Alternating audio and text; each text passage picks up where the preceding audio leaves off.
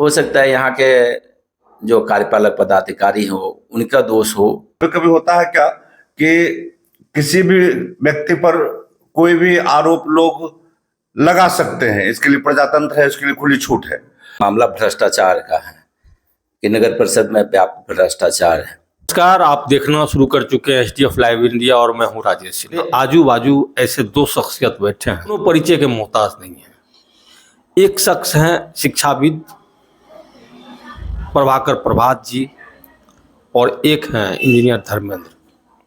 दोनों अपने अपने क्षेत्र में अतुलनीय भूमिका अदा की हैं, जिसके कायल यहाँ के लोग हैं। आज सवाल खगड़िया नगर परिषद को लेकर हम दोनों से करना चाहेंगे कि नगर परिषद को लेकर इतना उबाल क्यों है।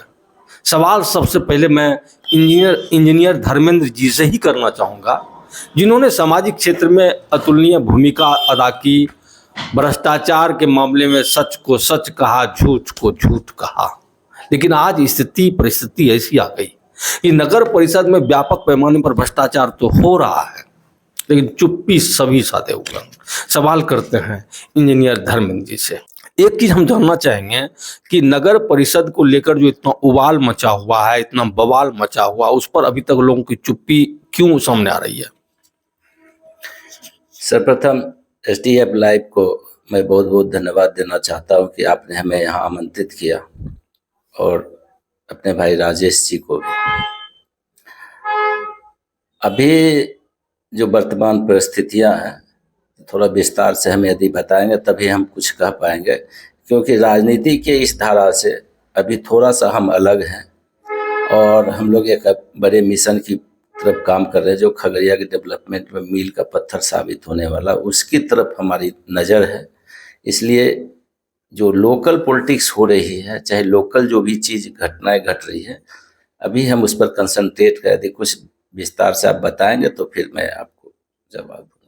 कहा जा रहा है कि खगड़िया नगर परिषद के एक वार्ड की सफाई के नाम पर पहले के बोर्ड में 43,000 रुपये खर्च होते थे, अभी के समय में लगभग 1.5 लाख रुपए खर्च होते हैं। सवाल यह उठता है कि उस समय की सफाई व्यवस्था और आज की सफाई व्यवस्था में कितना अंतर आ गया कि ये इतनी राशि खर्च करनी पड़ रही है। देखिए, अमूमन कहने का अर्थ है कि आपका मामला भ्रष्टाचार का है कि नगर परिषद में व्यापक भ्रष्टाचार है। दरअसल भ्रष्टाचार को हम एक व्यापक पैमाने पर जब हम देखते हैं तो आज के डेट में लगभग हमारे सभी के खून में भ्रष्टाचार का खून प्रवाहित हो रहा है, जिसको जहां मौका मिल रहा है। और इस भ्रष्टाचार को बढ़ाने में भारत की आज़ादी के बाद जो सबसे अहम योगदान रहा वो हमारे ब्यूरोक्रेट्स का रहा। नगर परिषद हो, एमएलए हो, एमपी हो या चीफ मिनिस्टर भी हो, भ्रष्टाचार के बारे में यदि आप हमें कल चीफ मिनिस्टर बना देते हैं, हमें पता नहीं है कि कहाँ कहाँ से पैसे आ सकते हैं। हमने चौधरी देवीलाल जी का एक स्टेटमेंट सुना था, कहाँ चीफ मिनिस्टर बने थे, पैसा तो बहुत आता था, कहाँ से आता था पता नहीं, उसमें बड़ी पैसा आता था। तो उनको ये चीज़ नहीं मालूम कि पैसे आते कहाँ से। तो ये इस देश को राजेश जी समझना पड़ेगा कि ये नेता, एमपी और एमएलए और जो भी हैं, ये हमारे जनता के आक्रोश की पहला शिकार होने वाले सिर्फ व्यक्ति हैं। देश को चलाने वाले ये लोग नहीं हैं। देश को चलाने वाले ब्यूरोक्रेट्स होते हैं, वो आईएएस होते हैं, आईपीएस होते हैं, बीपीएससी ऑफिसर होते हैं, और उनका एक अलग कल्चर है। अंग्रेज जो चले गए, लेकिन अंग्रेज जाने के बाद भी अपनी अंग्रेजियत को, अपनी शासन व्यवस्था को लागू करके गए। तो हमारी सबसे बड़ी कमजोरी है कि हमारा ब्यूरोक्रेट्स, और वो जब तक नहीं सुधरेगा या ब्यूरोक्रेट्स के हाथों से सत्ता को हस्तांतरित नहीं करेंगे, तब तक ये आप छोटी मछलियों को, छोटे छोटे चीज को पकड़ रहे हैं। ये हमारे जड़ में फैला हुआ, पूरे देश के जड़ में फैला हुआ है ये भ्रष्टाचार। और इसके जो करता है वही आईएएस आईपीएस ऑफिसर से लेकर जितने ब्यूरोक्रेट्स हैं, हम तो उसी को, आज तिहाड़ चले जाइए, आप बेऊर चले जाइए, ढेर सारे आईएएस आईपीएस मिल जाएंगे आपको उस जेल में, कोई न कोई करप्शन के चार्जेज हैं कहीं भी हो। तो हम नहीं मानते हैं। हो सकता है यहाँ के जो कार्यपालक पदाधिकारी हो उनका दोष हो, क्योंकि वही रास्ता बताएंगे, वही यदि वो चाहे तो टाइट सिस्टम कर सकते हैं।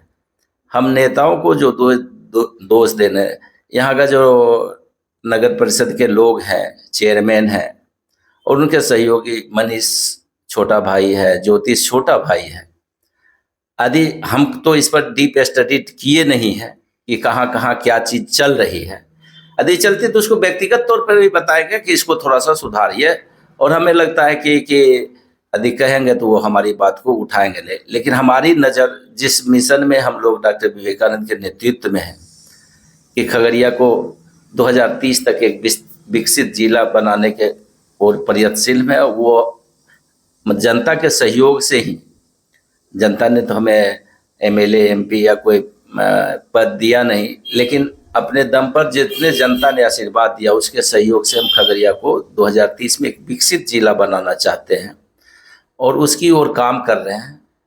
जब हमारा मिशन पूरा होगा तो फिर इन छोटी बातों को हम लोग देख सकते हैं, इसके बारे में सोच सकते हैं। चलिए, मतलब ये धर्मेंद्र जी कह रहे हैं कि ऊपर से ही भ्रष्टाचार है। प्रभाकर प्रभात जी, क्या मतलब ऊपर से ही भ्रष्टाचार का श्री गणेश हुआ है, तो निचले स्तर पर जो भ्रष्टाचार हुआ उसको मतलब उसको नजरअंदाज कर देना चाहिए? नहीं, नजरअंदाज कहीं किसी भ्रष्टाचार को नहीं किया जाना चाहिए, क्योंकि व्यवस्था परिवर्तन के लिए ही सत्ता परिवर्तन होता है। और यदि खगड़िया के लोगों ने सत्ता परिवर्तन किया है, नगर परिषद के लोगों ने, तो एक उम्मीद से किया है कि नया सूरज निकलेगा, नया बिहान होगा और कुछ नया उजाला, शुभ्र प्रकाश दिखलाई पड़ेगा। तो खगड़िया के जो स्थानीय जनप्रतिनिधि हैं उनसे ये स्पष्ट तौर पर मेरा ये अपील होगा, एक सामाजिक व्यक्ति होने के नाते, कि जो कुछ भी समस्याएं बन रही हैं या जो कुछ भी चर्चाएं में बात आ रही है उसकी पारदर्शिता करके आप अपने छवि को और सुंदर बनाने का प्रयास करें, अन्यथा फिर परिणाम ढाक के 3 पात होंगे। कहा जा रहा है कि जेई रोशन कुमार के साथ बगावत इसलिए शुरू हुई क्योंकि उन्होंने कमीशन देने के नाम पर आनाकानी करना शुरू कर दिया। ऐसा कारण यह है कि पहले कुछ मिलता था और अभी डिमांड कुछ है। भ्रष्टाचार पहले से था, ये मतलब इससे इनकार नहीं किया सकता है, लेकिन अभी के समय में जो भ्रष्टाचार की स्थिति दिख रही है उससे ऐसा लग रहा है कि भ्रष्टाचार की गंगोत्री में पूरा ये नगर परिषद ही डूब जाएगा। तो इसको बचाने के लिए प्रभाकर प्रभात जी क्या कदम उठाया जा सकता है? देखिए, वो रोशन जी के विषय में या किसी एम्प्लाई के विषय में या नगर परिषद के कर्मी के विषय में बहुत विशेष अभिरुचि हमने कभी नहीं रखा है, इसलिए इस विषय पर कोई टिप्पणी भी न जाने हुए करना उचित नहीं है कि इसमें कौन दोषी हैं और कहाँ दोषी हैं। क्योंकि होता है, कभी कभी होता है क्या कि किसी भी व्यक्ति पर कोई भी आरोप लोग लगा सकते हैं, इसके लिए प्रजातंत्र है, इसके लिए खुली छूट है। तो अब कहाँ तक क्या उचित बात है, जायज बात है, ये विशद जानकारी मुझे नहीं है, इसलिए इस संदर्भ में मैं कहना बहुत मुनासिब नहीं समझता हूँ। अच्छा, वर्तमान समय में नगर परिषद की सफाई व्यवस्था सहित अन्य व्यवस्था से कितना प्रसन्न है? देखिए, नगर परिषद की बात तो दूर करिए, हमारे वार्ड नंबर 29 में हम लोग हैं और वार्ड नंबर 29 जो है, चूंकि यहाँ वार्ड पार्षद है नहीं, उन्होंने रिजाइन कर दिया है, इसलिए बहुत सारी तकनीकी समस्याएं हैं जिससे वार्ड नंबर 29 जूझ रहा है। और जहां तक नगर की समस्या है तो वो नगर की समस्या तो मुझे नहीं लग रहा है कि बहुत परिवर्तन हुआ है। पहले की व्यवस्था भी आपने देखी होगी और वर्तमान समय की व्यवस्था भी आप देख रहे होंगे, क्या मतलब क्या इतना अब कितना अंतर मतलब देखने को मिल रहा है? देखिए, अभी एक अंतर हम देख रहे हैं कि शाम में सफाई कर्मी प्रत्येक गली में, प्रत्येक रोड में झाड़ू लगाता है, साफ सफाई कर रहा है। ये तो मार्केट जाते हैं उस समय भी हम देखते हैं, लेकिन पहले जो होता था वो और अभी में कुछ तो अंतर है, लेकिन प्रत्येक वार्ड में अंतर है, प्रत्येक वार्ड में यह काम चल रहा है, इससे हम अवगत नहीं। प्रजातांत्रिक देश में विपक्ष की भूमिका बहुत ही अहम होती है, वो रास्ता दिखाते हैं। और चाहे नगर परिषद के अध्यक्ष हो, चाहे हमारे मनीष भाई हो, चाहे ज्योतिष मिश्रा हो, उनको एक आध बार व्यक्तिगत को रखिए, विपक्ष की बातों को सुनिए और उसमें जो कमियां हैं उसको दूर करने का हर संभव प्रयास कीजिए। ये किसी भी आदमी पर लागू होता है कि हमारे दोष को, हमारे अवगुण को यदि कोई बताने वाला हो तो वो मेरा सच्चा हितैषी है। तो हमें नहीं लगता है कि आप किसी के अवगुण को यदि बता रहे हैं तो समझने वाले का है कि वो किस तौर पर लेता है, लेकिन हमें लगता है कि आप उसके सबसे ज़्यादा शुभचिंतक और हितैषी हैं। अन्यथा कोई किसी के बारे में आज के युग में बोलने से हटता है। कोई अपना ही होता है जो कि विरोध भी करता है, बताता भी है कि आप ऐसे गलत हैं, और अभी बहुत समय नहीं है तो वो अपने गलतियों को, चाहे जहाँ उनसे मिसहैंडलिंग हो रहा है तो उसको वो सुधार सकते हैं, उसमें कोई बड़ी बात। इसलिए विपक्ष को रहना, चाहे आलोचना करने वाले लोगों को रहना समाज में ज़रूरी है।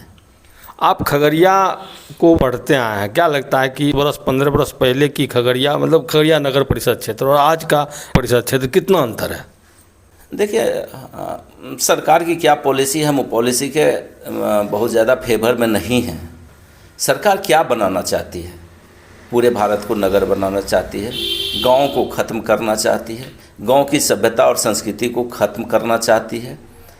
आपने नगर परिषद का विस्तार किया, आपने ग्रामीण इलाके को भी उसमें शामिल कर लिया, जो कहीं से भी उचित हमें नहीं प्रतीत होता। लेकिन उससे यही बात हम आपको बताना चाहते, ये किसने किया? किसी ने बताया होगा कि सर गांव में भी पैसा है, वहाँ से रेवेन्यू जनरेट हो सकता है, आप गांव को भी जल्दी जल्दी शामिल कर लीजिए, वहाँ से रेवेन्यू जनरेट होगा।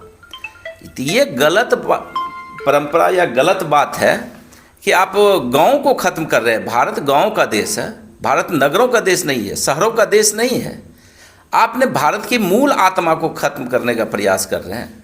और इसमें जो लोग हैं, जो पॉलिसी मेकिंग में लोग हैं, जो ब्यूरोक्रेट्स हैं, नेता क्या है? नेता तो कोई भी अंगूठा छाप भी चला जाता है, उसको जैसा गाइडलाइन करता है वैसा कर देते हैं, दस्तखत कर देते हैं, कानून पास कर देते हैं। उनकी तो उतनी ये नहीं है। ब्यूरोक्रेट्स देश को चलाते हैं। ब्यूरोक्रेट्स क्या समझ के इस देश को चला रहे हैं? वो पूरे बिहार में एक ग्रामीण क्षेत्र को भी नगर में, नगर करके होल्डिंग टैक्स में। मैं आपको एक बात बताना चाहता हूँ। मैं दिल्ली की बात लेता हूँ। दिल्ली में साउथ एक्सटेंशन बहुत महंगी इलाका है। वहाँ पहले भी गरीब लोग रहा करते थे, लेकिन जैसे कॉलोनी पास हुआ, उसका वो ऑथराइज हुआ, उस पर टैक्स लगना चालू हुआ, लोगों ने क्या किया, अपनी ज़मीन को ऊंचे दर में बेच करके बाहरी दिल्ली में बसना चालू किया। और वहाँ भी होता है तो उससे फिर आगे बढ़ता है। अभी हमारे गांव आवास बोर्ड की हो या और कहीं की भी हो, आप खगड़िया शहर में गरीब की प्रतिशत कम है। क्यों? गरीब थे नहीं यहाँ। क्या गरीब को माइग्रेट करना पड़ता है। आपको क्या लगता है कि नगर में आ गया, अब लोग, हमारे गांव के ही लोग विचार कर रहे हैं कि अब इस गांव में नहीं रहना है, यहाँ से मारर के तरफ हमको कूच करना है, उसके बहियार में जाके अपना गांव बसाना है। वो माइग्रेट करेगा और ये ज़मीन क्या होगा, ये महंगा होते जाएगा, ये मेट्रोपॉलिटन सिटी टाइप का होते चला जाएगा।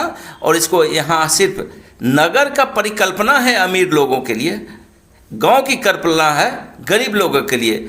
नमक रोटी खा के भी गांव में लोग सुख चैन से रह सकता है और शहर में नहीं रह सकता है।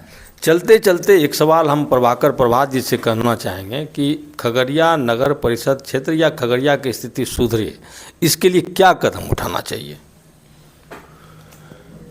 देखिए, सबसे पहले तो अवेयरनेस पब्लिक में होना चाहिए, और जितना भी क्रिएटिव वर्क है, संरचनात्मक कार्य है, उसके प्रति यहाँ के जो नेतृत्व करता है, जो समाज का नेतृत्व करते हैं, जिनके नेतृत्व में हम विश्वास करते हैं, जिन्हें हम अपना जनप्रतिनिधि सुनते हैं, उन्हें कार्य योजना तैयार करके आम जनमानस को विश्वास में लेकर के और उस कार्य योजना पर धरातल से काम करना चाहिए। चाहे वो जिस किसी भी क्षेत्र में हो, शिक्षा के क्षेत्र में हो, स्वास्थ्य के क्षेत्र में हो, रोड कंस्ट्रक्शन के क्षेत्र में हो, एक आम राय बना करके विकास की रूपरेखा तय की जानी चाहिए।